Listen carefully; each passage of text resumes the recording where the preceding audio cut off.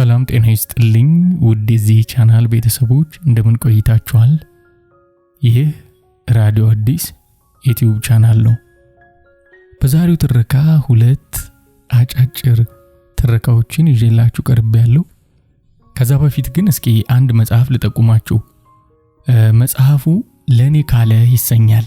አንዲት አበሻ ወይም ኢትዮጵያዊት ቤተሰቧ ላይ በመጣ ችግር ወደ ቤሩት ትሰደዳለች እና በዛ የስደት ቆይታዋ ላይ ያለች ከአንድ ፈረንሳዊና ኢትዮጵያዊ የተወለደ ክልስ ሰው የአይን ፍቅር ይዛታል እና በዚህ የተነሳ ብዙ ችግር ይገጥማታል።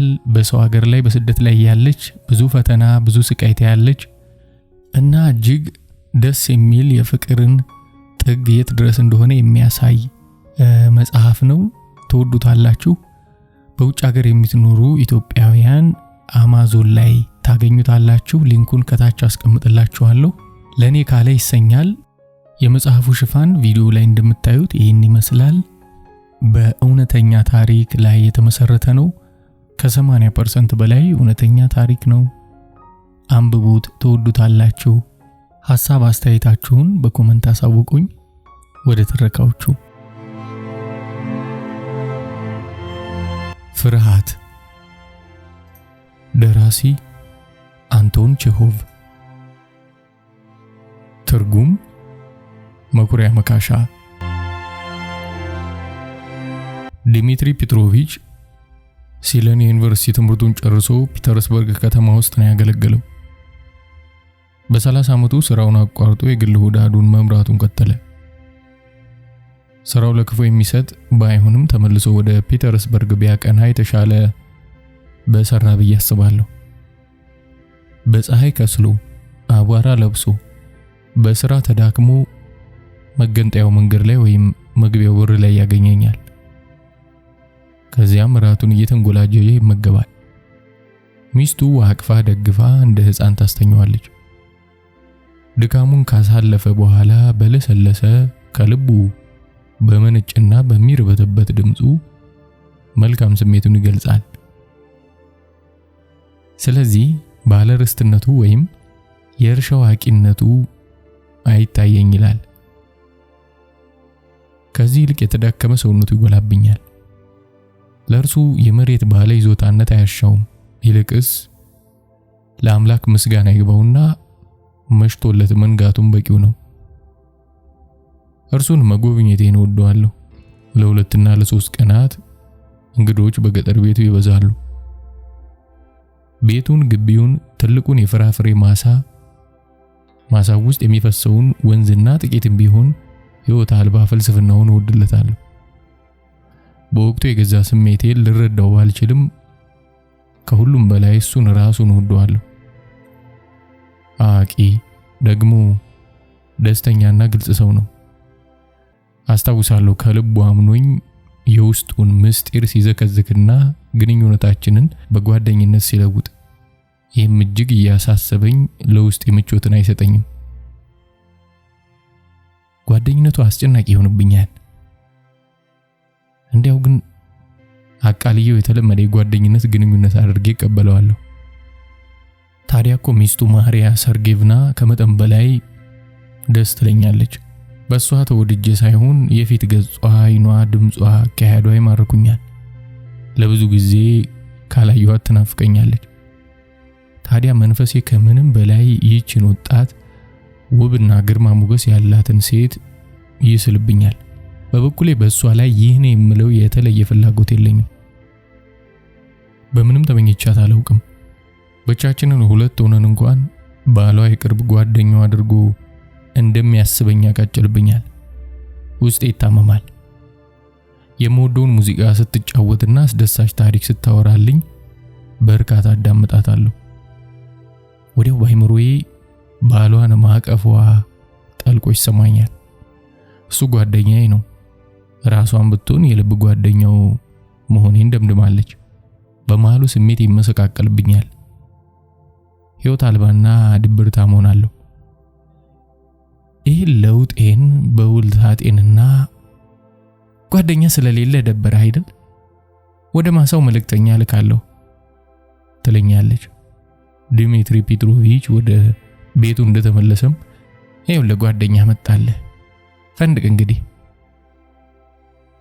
በዚህ ሁኔታ 3 ዓመት አለፈ።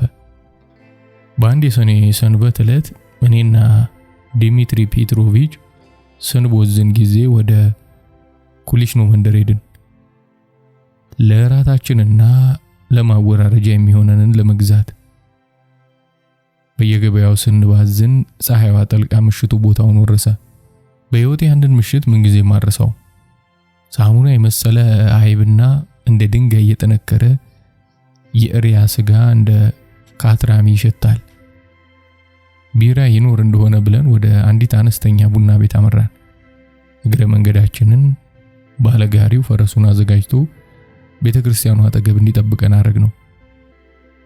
በመንገዳችን ላይ የተጫወትን በገበያው ሁኔታ እየተሳሳቀን መንገዱን ፈጨነው። ለካስ አንድ አስደናቂ ስም ያለው ሶሮክ ሙቺኒኮቭ የተባለ ሰው አሰልሎ ይከታተለናል። ይህ ሶሮክ ሙቺኒኮቭ ሌላ ሳይሆን በቁልምጫ ስሙ የሚታወቀው ጋብሩሽካ ነው። አሽከሬ የነበረና በሰካራምነቱ ያባረርኩት። ከዚያም ዲሚትሪ ፔትሮቪች ዘንድ ሲያገለግል ቆይቶ በተመሳሳይ ኃጢያቱ ተባረረ። መቼም ይወጣለት ቀምቃሚ ነው። የ40 ቀን እድሉ በስካርና በኩንነት እንዲጠቀለል ዳርገዋለች። አባቱ ቄስ ሲሆኑ እናቱ ደግሞ የመሬት ከበርቴ ነበሩ። በትውልድ የጨዋው ቤተሰብ ወገን ቢሆንም አንዲት ዕለት እንኳን ክብሩን የጠበቀ ጨዋነት አላየሁበትም። ሁሌም ያላበው የፊት ገጽ፣ ጺማም፣ ዘባተሉ አለባበስ የሚያዘወትር በመሆኑ የጨዋነት ቁራጭ ፈጽሞ አልፈጠረበትም። መንፈሳዊ ኮሌጅ የተማረና ራሱን 4 አይና አድርጎ የሚያወራ ቢሆንም ትምህርቱን ግን አልጨረሰም። ያባረሩትም በሲጋራ ጫሽነቱ ነው። ከዚያም ዘማሪ ሆኖ 2 ዓመት ገዳም ውስጥ ኖረ። እንደተለመደው አባረሩት። እርግጥ ባጫሽነቱ ሳይሆን በመንፈሰ ደካማነቱ። በል ሲለው 2 ጠቅላይ ግዛትን በእግሩ ያካልላል። በተለያዩ ከተሞችም 4 የፍርድ ቤት ቀርቧል። በመጨረሻም ወደኛ ወረዳ ከመጣ በኋላ እጅግሩን ሰብስቦ በአሽከርነት፣ በአናጢነት፣ በቤተክርስቲያን ንዋየ ቅድሳት ጠባቂነት አገለገለ።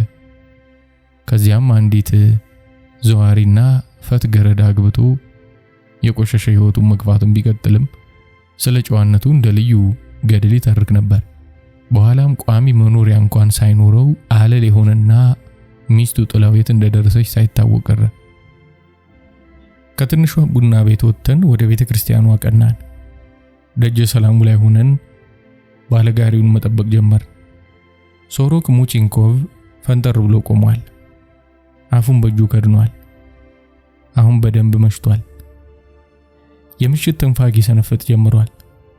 ጨረቃዋ ሰማዩን እየቀደደች ነው። በሰማዩ ላይ 2 የደመና ንጣፍ ይታያል። ታዲያ ባናታችን ላይ ተንጠለጠለ ስለሆነ አንዱ ትልቅ ሌላው ትንሽ ነው። እናትና ልጅ ደግሞ ጎን ለጎን ሆነው የምሽቱ ጋጋን ወደ ጠለቀበት አቅጣጫ ኩስኩስ ይላሉ። እንዴት ያለ መልካም ዕለት ነው አለ ዲሚትሪ ፔትሮቪች። አዎ ይህ ቀር የማይባልለት ነው ሲል ሶሮክ ሙቺኒኮቭ በአባባሉ ተስማማ። አፉን በእጁ ለጉሞ ያሳለ ዲሚትሪ ፔትሮቪች ወደዚህ ለመምጣት እንዴት አሰቡ ሲል ፈራ ተባ በሚል ድምጽ ጠየቀ። ወሬውን ድራዘን ፈልጎ ዲሚትሪ ግን መልስ አልሰጠውም። ሶሮክ በጥልቀት ተነፈሰና ቀርቅሮ ብቻዬን ይሄው ሰቃያለሁ። የተጣልኩና አቅም የለሽ ሰው ነኝ። እመኑኝ፣ ቁርናሽ ዳቦ የሌለኝ ከውሻ ያነስኩ ሰው ሆኛለሁ። ይቅርታ ያደርጉልኝ ዲሚትሪ። ዲሚትሪ ቀልቡን ሰጥቶት አላዳመጠውም። ጭንቅላቱን ይዞ ስለሆነ ነገር ያስባል። ጭልጥ ብሏል። ቤተክርስቲያኑ መንገድ ዳርና ከወንዙ ጉብታ ላይ የተሰራ ነው። ወንዙ የተንጣለለው የእርሻ ሜዳ በሚንቀለቀለው እሳት ውስጥ ደግሞ የተቋቆሩ የሚመስሉ ሰዎችና ፈረሶች ይታዩናል። ከሚንቀለቀለው እሳት ማዶም እንዲሁ እሳት ይነዳል። ይህች አነስተኛ መንደር መሆኗ ነው። ይዘምራሉ። በወንዙ ዳርቻ ከእርሻው ሜዳ ጭጋጉ ይታየናል። ወተት የመሰለው ጭጋግ በወንዙ ጥግ በሚገኙ ዛፎች ተታኮ ይንሳፈፋል። በየደቂቃው ቅርጹን ይለዋውጣል። አንዴ የታቀፈ ሲመስል፣ ሌላ ጊዜ ደግሞ ያጎነበሰ፣ ሶስተኛው እጆቹን ወደ ሰማይ ዘርግቶ ጸሎት የሚያደርስ ባህታዊ ይመስላል። የዲሚትሪን ትኩረት ስቦ ወደ አንድ ሐሳብ ሳይሸጉጠው አልቀረም።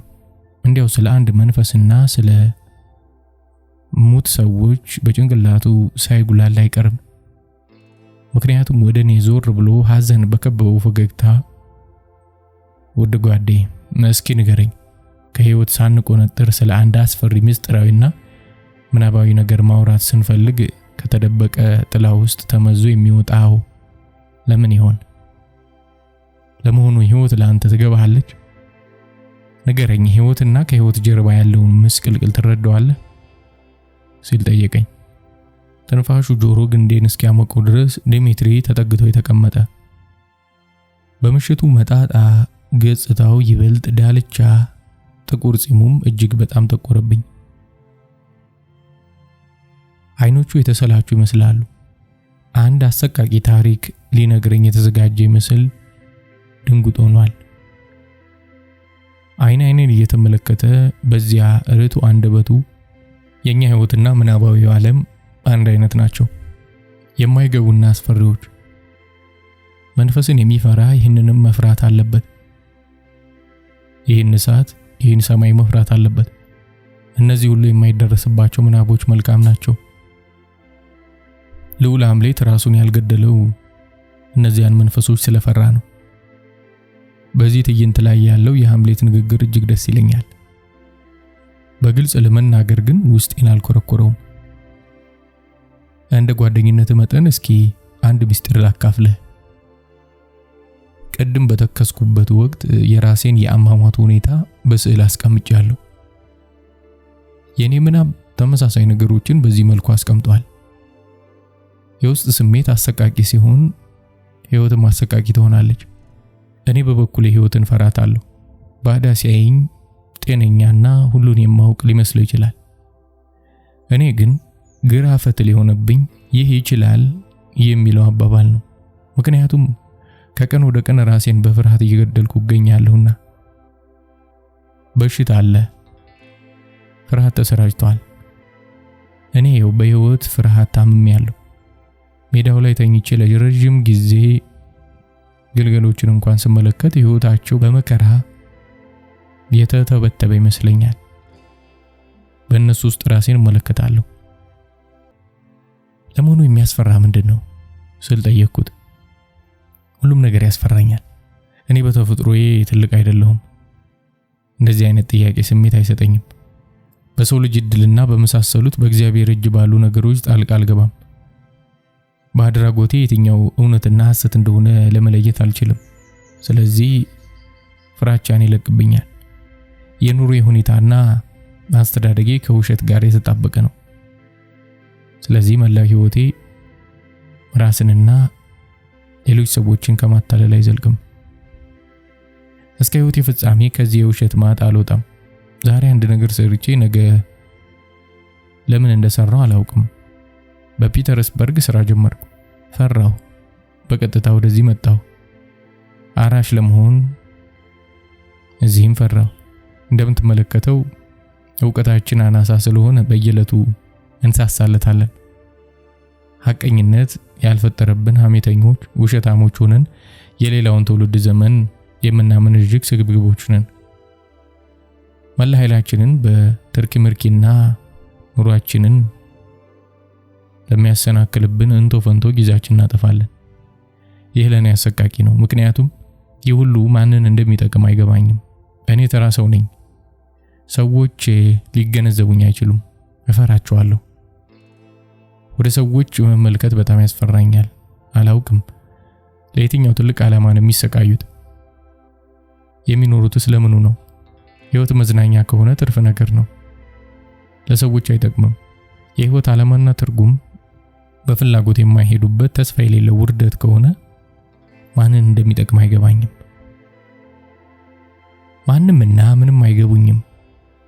ወደ ሲሮክ እያመለከተኝ ይህን ግለሰብ ለመረዳት ሞክር እስኪ፣ አስብበት አለኝ። ሁለታችንም ወደ እሱ ተመለከትን። ሶሮክ ሙቺንኮቭ እጁን ጨብጦ እያሳለ ለመልካም ጌቶቼ ሁሌም ቢሆን ታማኝ አገልጋይ ነበርኩ፣ ግን ትልቁ ችግር የመጠጥ ነገር ነው። ከእንግዲህ እኔን ዕድለ ቢሱን ሰው አክብራችሁ ቦታ ከሰጣችሁኝ እምልላችኋለሁ፣ ቃሌ ጥብቅ ነው፣ አይታጠፍም አለ። የቤተ ክርስቲያኑ ዘበኛ በአጠገባችን አለፈ። በማያስተውል ልብ እየተመለከተን የደውሉን ገመድ ነቀነቀው። ደውሉ በዝግታ የምሽቱን ጸጥታ እያደፈረሰ 10 ያስተጋባ። በትክክል ከምሽቱ 4 ሰዓት አለ ዲሜትሪ። እኔም ተከትየው ወደ ቤታችን ሄድ፣ መሸብን እኮ አልኩት። እውነትህን ነው ጓዴ ብሎ ተንፈስ አለ። አካባቢን እንዴት እንደምፈራና ስለ ዓለም ያለኝን ስሜት ብታውቅልኝ ኖሮ እንዴት ደግ ነበር። ይህን ሁሉ ላለማሰብ ራሴን በሥራ ለመጥመድና ራሴን አድክሜ ጧ ብዬ እንድተኛ ሞክራለሁ። ልጆችና ሚስት ለሌሎች የተለመዱ ነገሮች ሊሆኑ፣ ለኔ ግን የኔ ሸጋ ትልቅ ሸክም ናቸው። ፊቱን በእጁ ጠራረገና ከት ብሎ ሳቀ። ከዚህ በፊት ህይወቴን በባዶ እንደተጫወትኩበት ብነግር ኖሮ አለኝ። ሁሉም የሚነግሩኝ እርሶ የተቀደሰች ሚስት፣ የተባረኩ ልጆች ያለውትና ቤተሰብ ወዳድ ኖት ይሉኛል። እኔ ፍጹም ደስተኛ የሆንኩ ይመስላቸውና የኔን ፈለግ ይከተላሉ። ዳሩ ግን እውነታው አይደለም። አንድ ሚስጥር ልንገርህና የኔን ደስተኛ የቤተሰብ ህይወት ማለት አንድ ብቻ ነው፣ ምክንያት አልባ ትካዜ።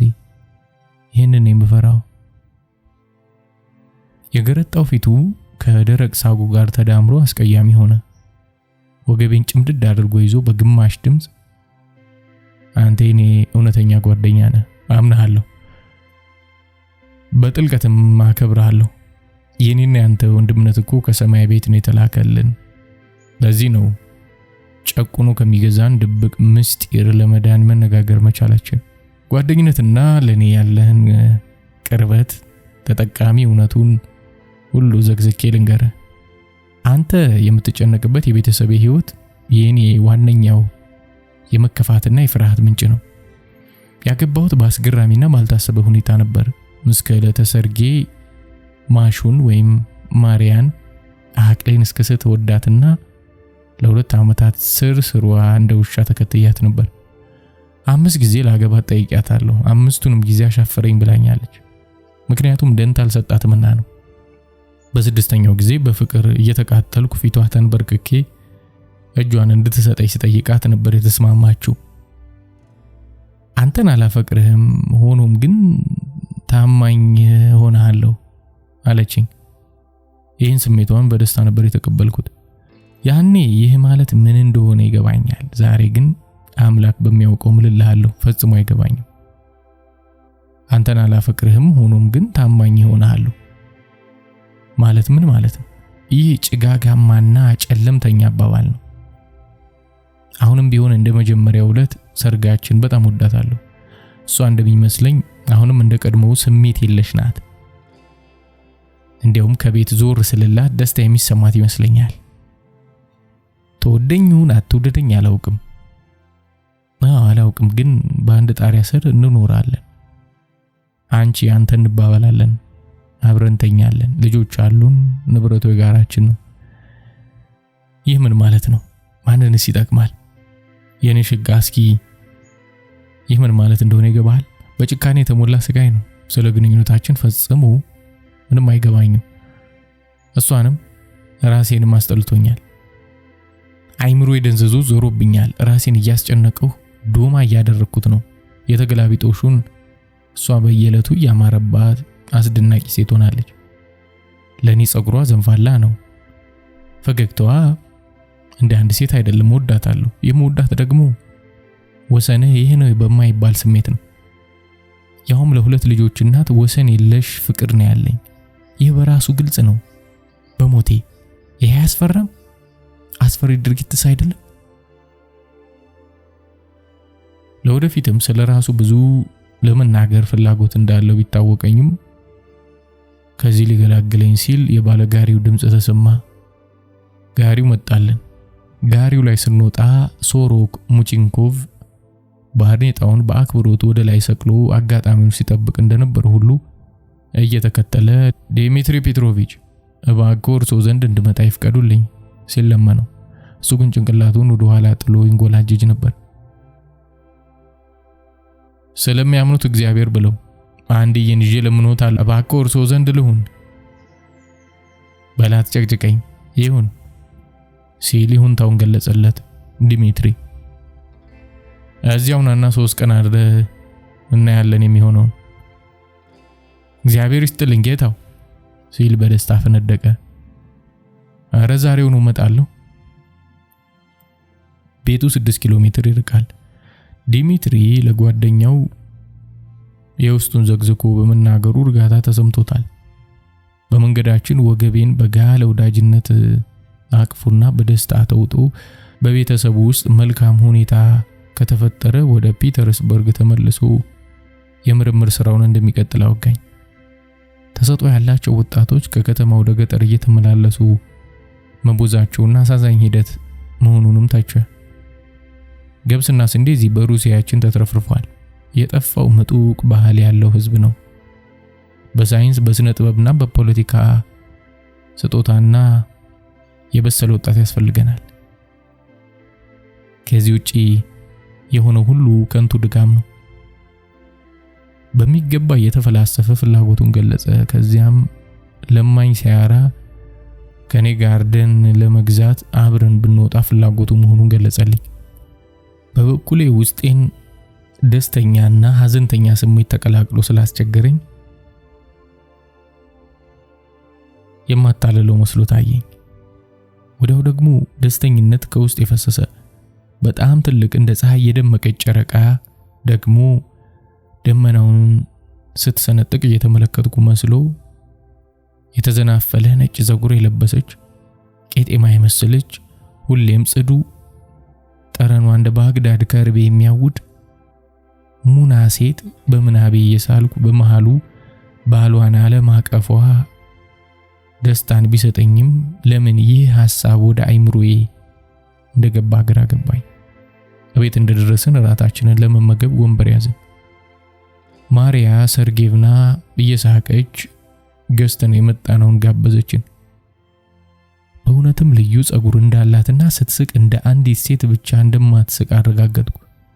በአይኔ እየተከታተልኳት በእያንዳንዷ እንቅስቃሴ ውስጥ ባሏን እንደማትወድ እየነቀስኩ የምመዝናት መሰለኝ።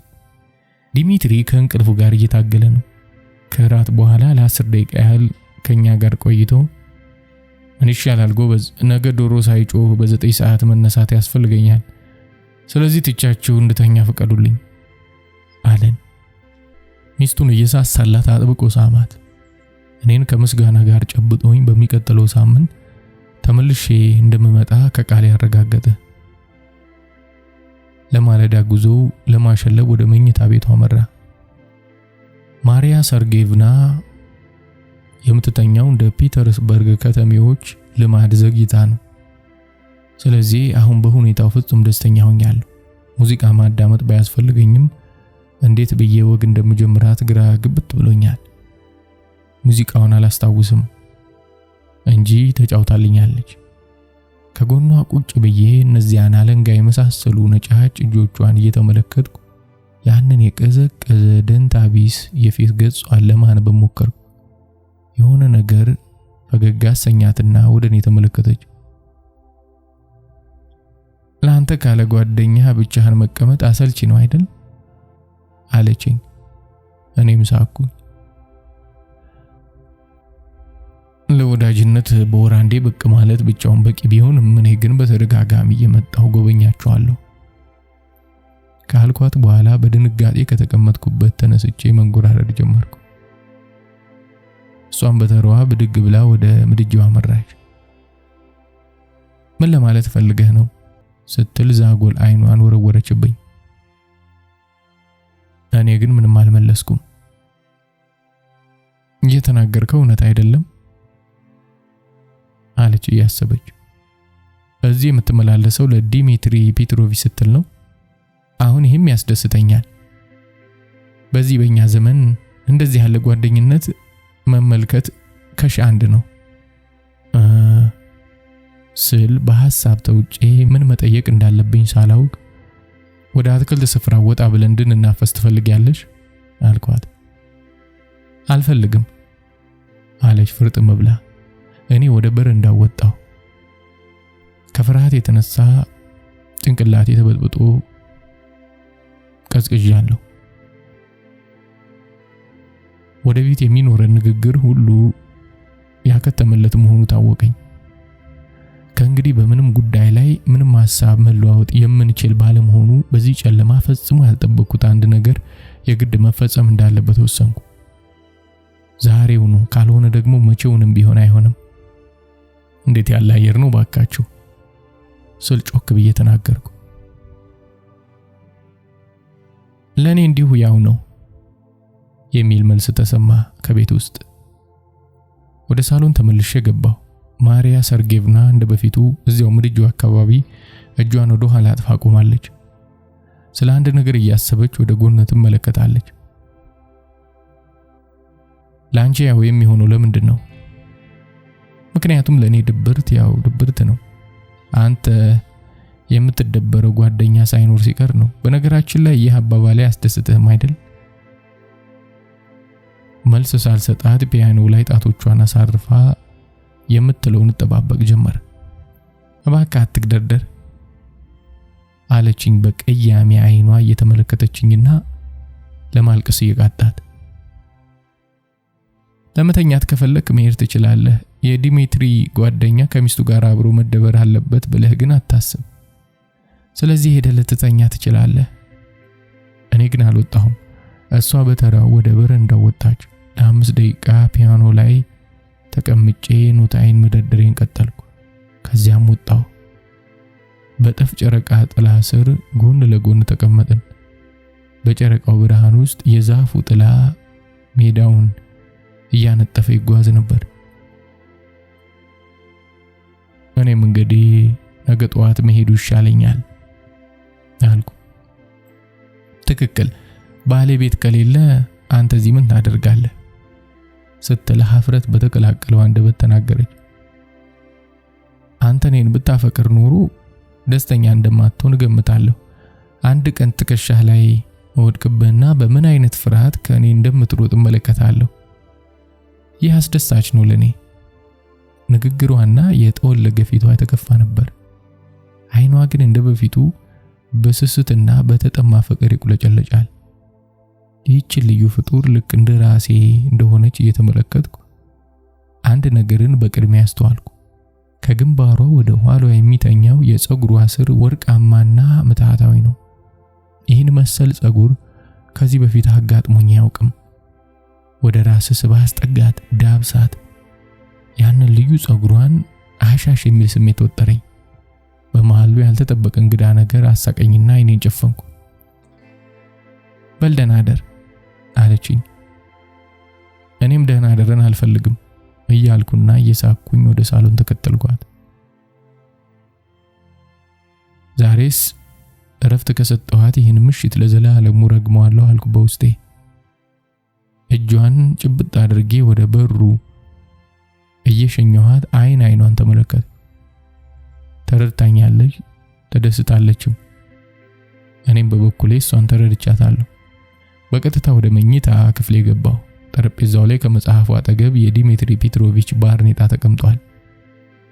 ይህ ባርኔጣ ጓደኝነቱን መልሶ አስታወሰኝ። ከዘራዬን ይዤ ወደ ውጭ ወጣሁ። አየሩ የነፍስ ምግብ ነው።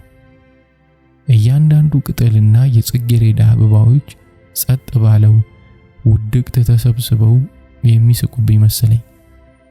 በአትክልት ስፍራ የተቀመጡት አረንጓዴ ወንበሮችን ስመለከት ከሼክስፒር ቲያትሮች ውስጥ የጨረቃን ብርሃን እያጣጣሙ በአትክልት ስፍራ ወንበሮች ላይ መተኛት እንዴት ያለ ፍስሐ ነው የሚለውን ቃለ ተውኔት አስታወስኩ።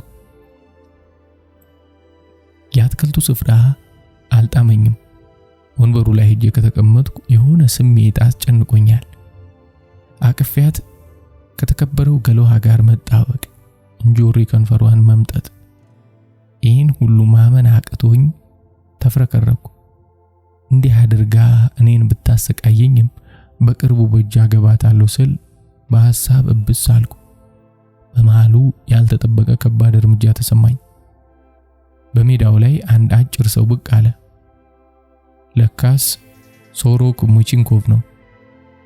በአትክልት ስፍራ ወንበር ላይ ተቀምጦ በረጅሙ ተነፈሰ። 3 ጊዜ አማትቦ ተመልሶ ተኛ። ከደቂቃ በኋላ ደግሞ በሌላ ጎኑ ተገላበጠ። ትንኞችና የሌሊቱ ቅዝቃዜ እንቅልፍ ነስተውሳል። አይ ሕይወት ሲል አጉተመተመ። ቀጠለ። እድለ ቢስ መራር ሕይወት። ተኮራምቶ የተኛ ሰውነቱን ከተመለከትኩና ከበድ ያለውን የአየር ሁኔታ ካስተዋልኩ በኋላ ስላሳለፍኩት አንድ እድለ ቢስና መራር ሕይወት አስታወስኩ። ዛሬም እየተከተለኝ ነው። ስሜቴ በአስጨናቂና አስፈሪ ሁኔታ ተውጦ ከዚህ መራራ ሁኔታ መለስ ብዬ ወደ ቤቱ ውስጥ ተመለከትኩ። ሕይወት በእኔ አስተያየት አስጨናቂ ናት ብዬ አሰብኩ። ታዲያ ለሕይወት ሳትግደረደርና አንተን ቀድማ ሳትደፍቅ ድርሻህን ከሷ ገንጥለህ መውሰድ መቻል ብልህነት ነው። በረንዳው ላይ ማሪያ ሰርጌቭና ቆማለች። አፈፍ አድርጌ ያዝኳትና እየተንገበገብኩ እጇን፣ ከንፈሯን፣ አንገቷን መሳሜን ቀጠልኩ። እያሽሞነሞንኳት ወደ ክፍል ያመራሁ። በመተኛበት የእንግዳ ክፍሉ ውስጥ ሆና ከዓመት በላይ እኔን እንደምትወደኝ ነገረችኝ። አንገቴ ውስጥ ተሸጉጣና እየተንሰቀሰቀች እንደምታፈቅረኝና እንድጠቀልላት ለመነችኝ። ለልመናው ውበቷን በደንብ አብጠርጥሬ በጠፍ ጨረቃውን ብርሃን ለመመልከት ስል ወደ መስኮቱ ጥግ አትወሰድኳት። ድንቅ ውበቷ በህልሜ እንጂ በእውኔ የማየው መስሎ አልተሰማኝም። አጥብቄ አቅፊያት ይችን ምናባዊ ፍጡር በገሃድ ላረጋግጥ ወሰንኩ። ይህን መሰል ደስታ ካጣጣምኩ ብዙ ቆየው። ዳሩ ግን በጥልቅ ርቀት በተደበቀው የስሜቴ ጉድጓድ ውስጥ ባዶነት ራሴን አለመሆን ተሰማኝ። እንደ ዲሜትሪ ፔትሮቪች ለኔም ያላት ፍቅር የማይመችና ሰልች ሆነብኝ። የነበራት ፍቅር ግን የገዘፈ ደርዝ ያለው ከመሐላና ከለቅሶ ጋር የተዋሃደ ነበር። እኔ ግን ለቅሶም መሐላም ስለወደፊት ሕይወት ማቀድም እንዳይኖር ፈለኩ። ይህች የጨረቃ ምሽት በሕይወታችን ውስጥ ተወርዋሪ ኮከብ ሆና እያንጸባረቀች እንድትኖር ተመኘው። በቃ ልክ ከሌሊቱ 9 ሰዓት ሲሆን ከአጠገቤ ነች። በዚህ ጊዜ በሩ ላይ ቆሜ አካሄዷን ተመለከትኩ። በኮሪደሩ መጨረሻ በድንገት ዲሜትሪ ፔትሮቪች ብቅ አለ። ፊት ለፊት ሲገጣጠሙ ዞር ብላ አሳለፈችው። ታዲያ በመላ አካላቷ ላይ ጥላቻ ተጽፎ ይነበብ ነበር። አስደንጋጭ ሳቅ እየሳቀና እያሳለ ወደ እኔ መጣ። እዚህ ትላንትና ባርኔጣዬን ረስቼ ነበር አለኝ ወደ እኔ ሳይመለከት። ባርኔጣውን አንስቶ በሁለት እጁ አደረገው። ከዚያም የኔን ድንጉጥ ፊትና እግሬን እየተመለከተ የባዕድ በሆነና ግራ በሚገባ ድምፅ ምንም ነገር እንዳይገባኝ የታተመብኝ ይመስለኛል። አንተ የምታውቅ ከሆነ ግን እንኳን ደስ ያለ። አይኔ በድቅድቅ ጨለማ ተውጧል አለኝ የተለመደ ሳሉን እየሳለ። ከዚህ በኋላ በመስኮቱ በኩል እንዴት አድርጎ ፈረሱ ላይ እንደወጣ ተመለከትኩ። እጆቹ ይንቀጠቀጡ ነበር። እየተቻኮለ ቤቱን መለስ ብሎ ቃኘ። ሳያስጠላው እንዳልቀረ እርግጥ ነው። ፈረሶቹን እየኮረኮረ ተፈተለከ። እኔም ጥቂት ቆይቼ ሄዳለሁ። ፀሐይዋ ገራለች። የትላንትናው ደመና እየተቆራረጠ ሟሿል። አንዲት ሰንዱቅ ላይ ሶሮክ ሙቺንኮቭ ተቀምጧል። ገና ሳይነጋ ሰክሮ ይዘባርቃል። ነፃ ሰው ነኝ እያለ ፈረሶቹ ላይ ይጮሃል። ኤይ እናንተ ጥቃቅኖች፣ ምንም ቢሆን ወርቁ ቢጠፋ ሚዛኑ አልጠፋም። የተከበርኩ ዜጋ ነኝ። ስለኔ ማወቅ ትፈልጋላችሁ? ከጭንቅላቴ ውስጥ የዲሚትሪ ፔትሮቪች ፍርሃት ሊወጣ አልቻለም። ወደኔ መልሶ ይደውልብኛል። ስለተፈጸመው ነገር አሰብኩ፣ ግን ፈጽሞ ልረዳው አልቻልኩም። ቀና ብዬ ቁራዎቹ እንዴት እንደሚበሩ ስመለከት አስገረመኝ፣ አስፈራኝም። ለምን እንዲህ አደረግኩ? ስለ ራሴን በድንገት ጠየቅኩ። ለምን በዚህ መንገድ ተከናወነ? ለምን በሌላ ሁኔታ አልተፈጸመም? የሷኔን በጣም ማፍቀርና እሱ ደግሞ መኝታ ክፍሌ ውስጥ ለባርኔጣው ሲል መግባቱ ለምን ሆነ? ማንን ሊጠቅም? በዚህ መሃል ባርኔጣውን ምን አገባው? በዚህ ሁለት ከዲሚትሪ ፔትሮቪችና ከባለቤቱ ጋር አብሬያቸው ወደ ፒተርስበርግ ከተማ ከተጓዝኩ በኋላ ዳግም ተያይተን አናውቅም። አብረው እንደሚኖሩ ግን ሰምቻለሁ።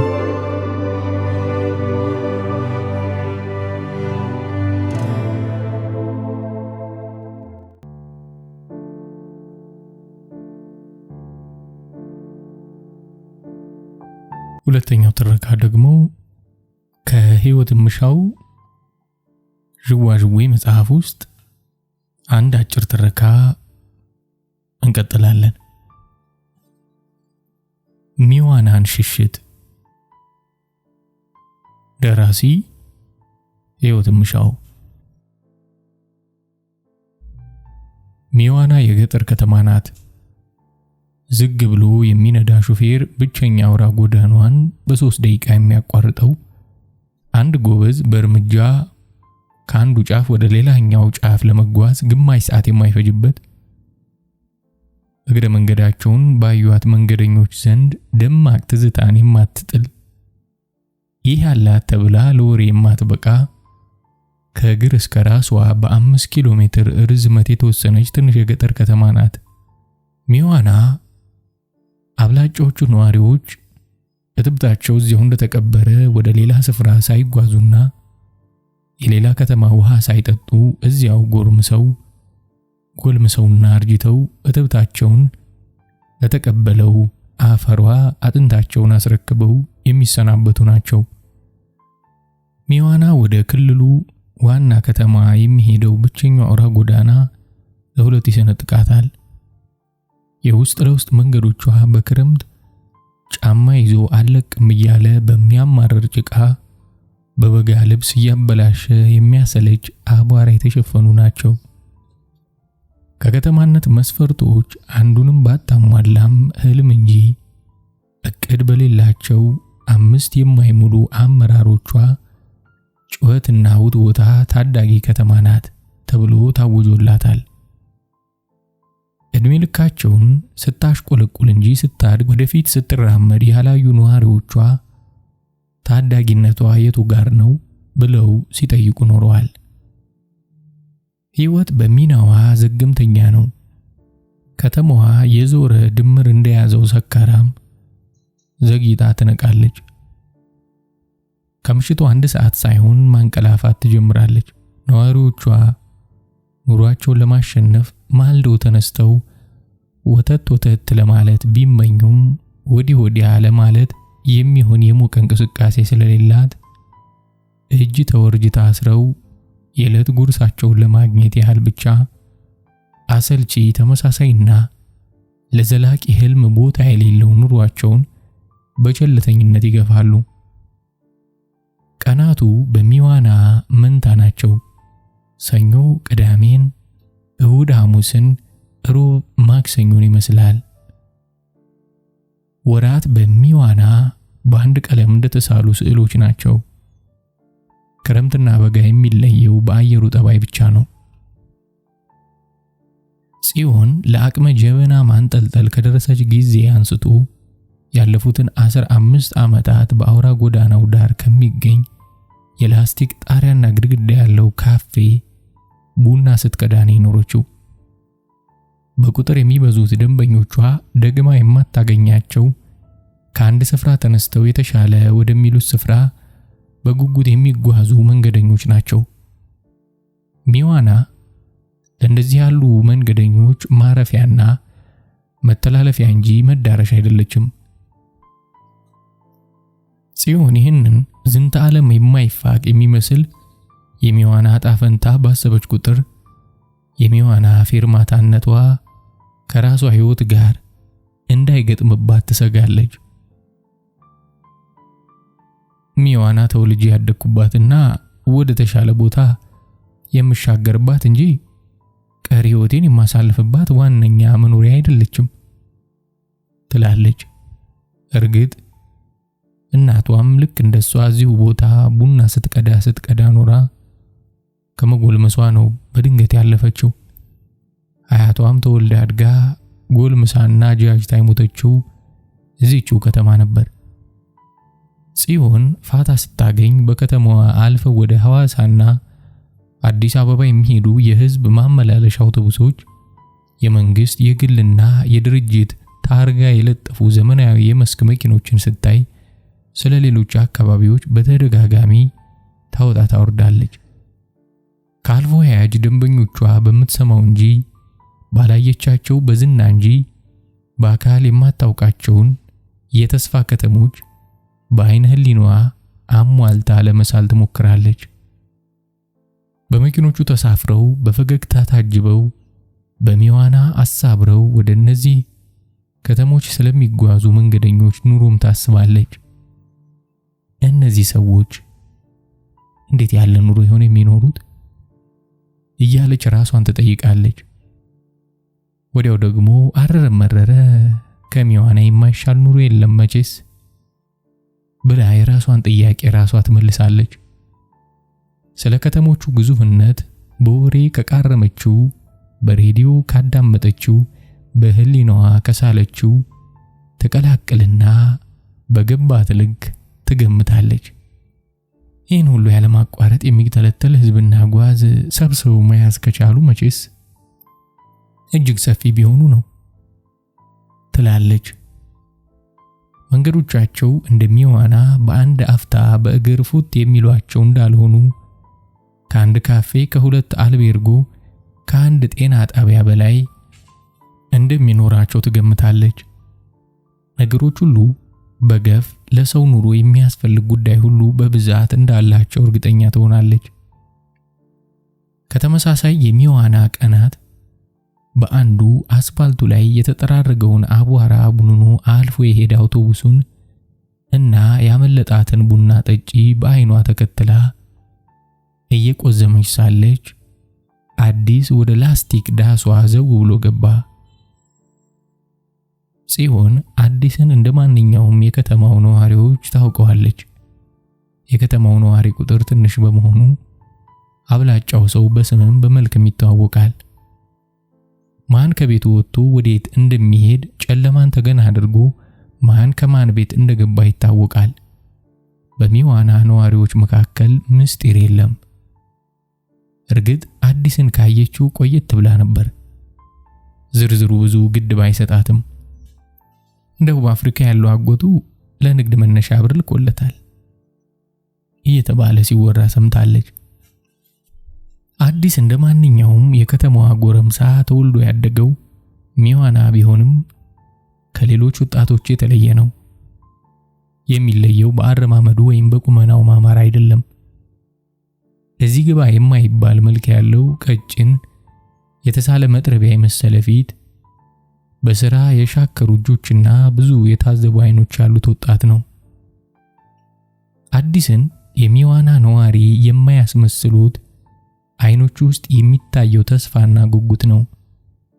ወደ መንገዱ የሚመለከተው ልክ አንድ ቀን ተነስቶ ተሳፍሮበት እንደሚሄድ አውቶቡስ አድርጎ ነው። አይኖቹ ከሚዋና ባሻገር ያለውን ዓለም ለማየት እንደሚጓጉና እንደሚመኙ ያሳብቃሉ። አዲስ ከተማው ውስጥ የሞተር ብስክሌት ካላቸው 4 ሰዎች አንዱ ሲሆን ከኩዮቹ ደግሞ ብቸኛው ነው። ይህ በራሱ ጫት ሲቅሙ ውለው ማታ አረቄ ሲያንቃርሩና መንገድ ላይ ያዩዋትን ቀሚስ ለባሽ ሁሉ ጭኖች መሃል ካልገባሁ እያሉ ከሚንዘላዘሉ ዋልጌ እኩዮች በላይ ያደርገዋል። ወደ ዳሷ እንደገባ ሰላም፣ እስኪ ትኩስ ፓስቲና ሻይ ስጪኝ፣ ስኳሩን በርከት አድርጊው አላትና ከእድሜ ብዛት ከሚያረገርገው የፕላስቲክ ወንበር ላይ ተቀመጠ። ያዘዘው እስኪቀርብለት አሻግሮ አንዴ መንገዱን ሌላ ጊዜ የሰማዩን አድማስ እያፈራረቀ በትኩረት ይመለከት ጀመር። ሻዩን ምድጃ ላይ ጣደች።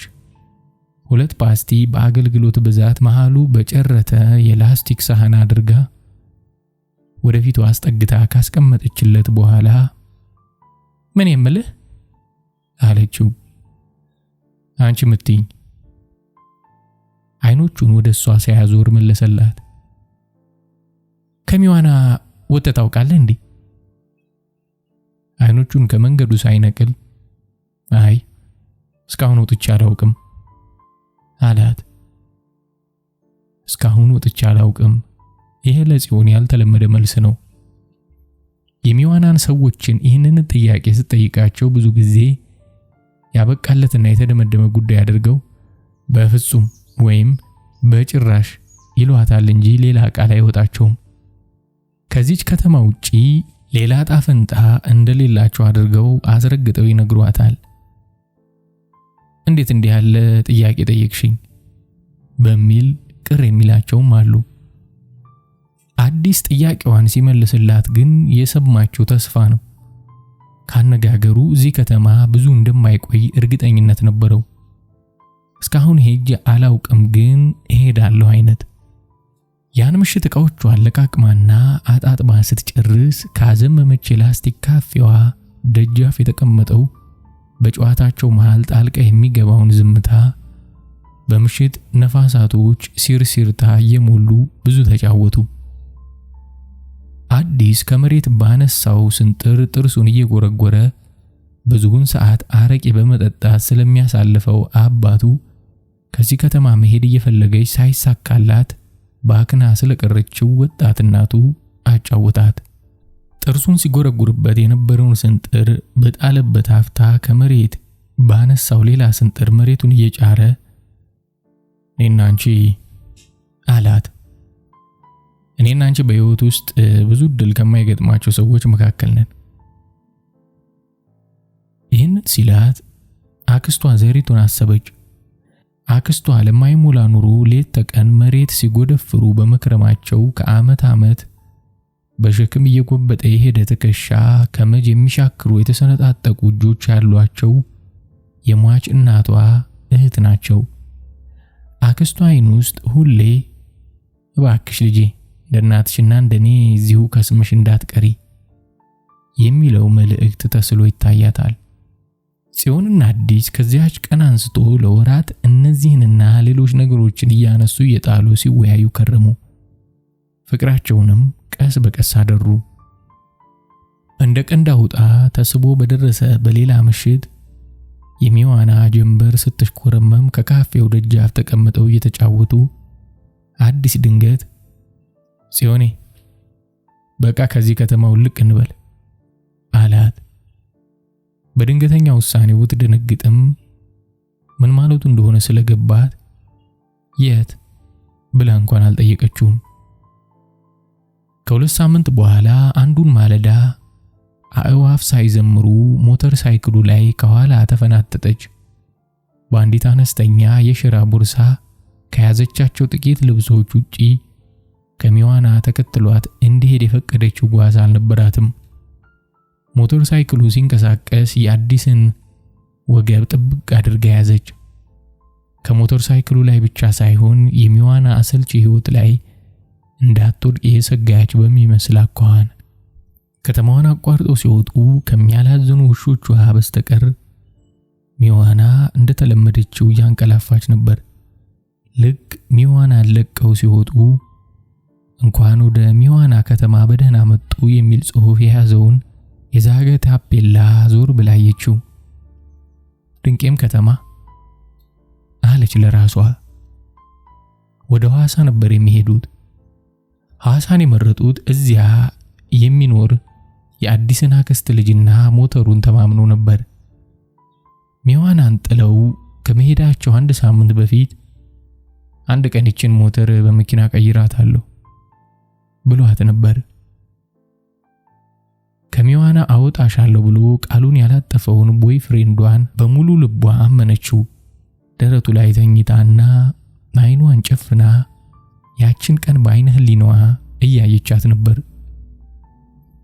ሐዋሳ ከገቡ በኋላ ባሉት የመጀመሪያዎቹ ወራት እውነትም ህልማችን እውን ሊሆን ነው ብለው ያስቡ ነበር። ጽዮን አንዱ ባለኮከብ ሆቴል አልጋ ባነጠፈችና ሽንት ቤቶቹን ባጸዳዳች ቁጥር አንድ ቀን እነዚህን ክፍሎች ውስጥ እኔና አዲስዬም ማደራችን አይቀርም ትልና ስራዋን በአዲስ ጉልበት መስራት ትቀጥላለች። እሱም እጅና እግሩ እስኪዝል በሞተር ከተማዋን ያካልላል። ሲሮጥ ይውል ጀመር። አንዱን መንገድ አሳብሮ ወደ ሌላው እየከነፈ ዕቃ ሲቀበልና ሲያደርስ፣ ከተሳካላቸው ነጋዴዎች ገንዘብ ተቀብሎ ሲያመሰግን፣ እኔም እዚህ መድረሴና ሞተረኛ ማሰማራቴ የማይቀር ነው እያለ በተስፋ ተሞልቶ ፍጥነቱን ይበልጥ እየጨመረ ሲጓዝ ይውላል። የኑሮ መሻሻሉና የዓላማው መሳካት በሞተር ሳይክሉ ፍጥነት ይወሰን ይመስል ከአንዱ ቦታ ወደ አንዱ በአይን ለመከተል እስኪያስቸግር ድረስ ይተኮሳል። እንዲህ እያሉ ቤት ተከራዩ፣ ፍራሽ ገዙ፣ ጥቂት ገንዘብ ስለመቆጠብ ማቀድ ጀመሩ። እቅዳቸው ሳይሰምር በፊት ግን ጫና የበዛባት ሞተሩ ተበላሸች። ሞተር ማሰሪያ ብር እንዲሰጠው የአክስቱ ልጅ ጠየቀ። አሁን ገንዘብ እጄ ላይ የለኝም፣ እስቲ ከሰው ላፈላልቅ ብሎ እልም ብሎ ጠፋ። ደቡብ አፍሪካ ላለው አጎቱ ደውሎ ነገረው። ሰሞኑን እስኪ ደውልልኝ አለው። ደወለ። ስልኩን አያነሳም። ቀጠቀጠ። አጎቱም እንዳክስቱ ልጅ ይትነን ይስረግ ሳይታወቅ ድራሹ ጠፋ። ውሎ ሲያድር በየአቅጣጫው በዕዳ ተወጣጠሩ። ዕዳውን ተከትሎ ጭቅጭቅ ጠባብ ቤታቸው ውስጥ ገባ። ጭቅጭቁን ነፍስ የሚያስጨንቅ ኩርፊያ ተከተለው። አንዱን ቀማታ ቤት ሲገባ ባላስለመዳት ሁኔታ አንገቱን ሰብሮ ድምፁን ቀንሶ ጽዮኔ ሳስበው አዲስ አበባ መሄድ ሳይሻለን አይቀርም አላት። እዚያ ይህን አድርገን ይህን ያህል ብር ይዘን ከዛ ይሄን እንገዛለን የሚሉ ምኞትና የእቅድ ጋጋታዎቹ ከሱ ጋር አልነበሩም። ሰፊ ከተማ ስለሆነ የተሻለ ስራ ልናገኝ እንችላለን ጨመረ። እንዴት ብላ መጠየቅ አላስፈልጋትም። ለሷ ትልቁ ነገር ወደፊት መሄዷ ነው። ከፊቷ ያለው ገሃነምም ነው ብትባል ወደ ኋላ ከመመለስ ግድ የለም ገሃነሙንም ልሞክረው ከማለት አትመለስም። በሐሳቡ ተስማማች። አዲስ አበባ ትዕግስት ባጡና የኑሮ ሩጫ ባከሰላቸው ሰዎች ግርግር እንዲሁም በብዙ አይነት ውካታና ጩኸት ታፍና ጠበቀቻቸው። እንኳን ደህና መጣችሁ፣ ምን ይምጣላችሁ፣ ወዴት ትሄዳላችሁ፣ ምን ትበላላችሁ ብላ አልጠየቀቻቸውም። አዲስ ገቢን ሁሉ እንደምታደርገው ገና ከመግባታቸው ነዋሪዎቿን እንዲመስሉ ሰለቀጠቻቸው። በቀናት ውስጥ በእሳት ኑሮዋ ለብልባ ከሷ ጋር ከከረመው ህዝቧ ጋር አመሳሰለቻቸው። እሱ ቀና ብለው ከማያዩትና እንደ ሰው ቆጥረው ሰላምታ ከማይሰጡት ስሜት አልባ ሰዎች ዕቃዎቹን እየተቀበለ በማድረስ የተላላኪነት ሥራ ሲሰራ፣ እሷ ደግሞ በአንድ ሬስቶራንት ውስጥ ዕቃ ጣቢነት ተቀጠረች። የሥራቸው ክብደትና የሚያገኙት ገንዘብ ማነስ አልመጣጠን አለ። በፍጥነት የከሳ ፊቷን በውሃ ብዛት የተጎረበረቡ መዳፎቿ ውስጥ ስትቀብር ያሉበት ሁኔታ ጊዜያዊ መሆኑን ለማሳመን እየሞከረ ለጥቂት ጊዜ ነው ታገሽ እያለ አጽናናት። ሚዋና ጊዜያዊ ነው፣ ሐዋሳ ጊዜያዊ ነው፣ እዚህ ጊዜያዊ ነው። ለመሆኑ ቋሚ ኑሯችንን መኖር የምንጀምረው መቼ ነው?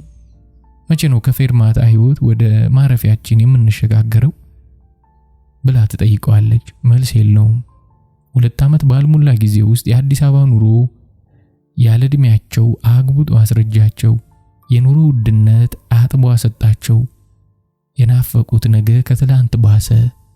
የሰነቁት ተስፋ እሳት እንዳገኘው ቆስጣ ኩስስ አለ። በየዕለቱ የሚጨምረው በልቶ የማደር ዋጋ ጥቃቅን አለመግባባቶች ላይ ቤንዚን እያርከፈከፈ ነገራን ቦለቦለ። እንደ ሻማ የምትርገበገብ ደብዛዛ አምፖል ባለበት አንዲት ክፍል ቤት ውስጥ ዝናብ በዘነበ ቁጥር እዚህም እዚያም በሚያፈስ የጭቃ ቤት ውስጥ በነገር ይናከሱ፣ በማይበርድ ጠብ ይታመሱ ጀመር። አይዞሽ አልከኝታለ፣ ኑሯችን በመሻሻል ፈንታ ባሰ ስትለው ከዚህ በላይ ምን እንዳደርግ ትፈልጊያለሽ? ሞከርኩ ግን አልቻልኩም ብሎ ይመለስላት ጀመር። በዚህ የሚጀምረው ንትርካቸው መዓት የጠብ ድንጋዮችን እያነሱ በመፈነካከት መደምደሙ የዘወትር ኑሯቸው ሆነ። ከሚዋና በሞተር ሳይክል ጭነውት የመጡት አብሮ ሰው የመሆን ምኞት በነነ። የመሻሻል ህልማቸው ተነነ። በተስፋና በስሜት የወጠኑት እቅድና ዓላማቸው ባከነ። አንድ ቅዳሜ ከሰዓት በኋላ የቃጠባ ስራዋን ጨርሳ በድካም ዝላ ወደ ቤት ስትገባ አዲስ የሰረጎደ ፍራሻቸው ላይ ጋደም ብሎ ባዶ ግድግዳ ላይ አፍጥጧል። በሩን ገፋ አድርጋ እንደገባች ሰላም እንኳን ሳይላትና አይኑን ከግድግዳው ላይ ሳይነቅል ጽዮኔ ወደ ሀገር ቤት ብትመለሽ ሳይሻል አይቀርም አላት። ምንም አልመለሰችለትም። አጠገቡ ፍራሽ ላይ ዝርፍጥ ብላ ግድግዳውን ተደግፋ ተቀመጠች። እንደገና ወደ ሚዋና በተስፋ መቁረጥ የደበዘዙ የአክስቷን አይኖችና የሷን ምጽዋት የሚጠብቁ ሰላላ እጆች መልሳ ለማየት እዚያ ዳስ ስር ገብስ የተቀላቀለበት ቀጭን ቡናና አቧራ የጠጣ ለዛዛ ፓስቲ ለመሸጥ የትም ሄደው ከማያውቁ የትም ሄድን ከማይመኙ የደነዘዙ እኩዮቿ ጋር ያረጀ ሐሜትን መልሶ መላልሶ ለማመንዠግ ቀስ በቀስ ለመሞት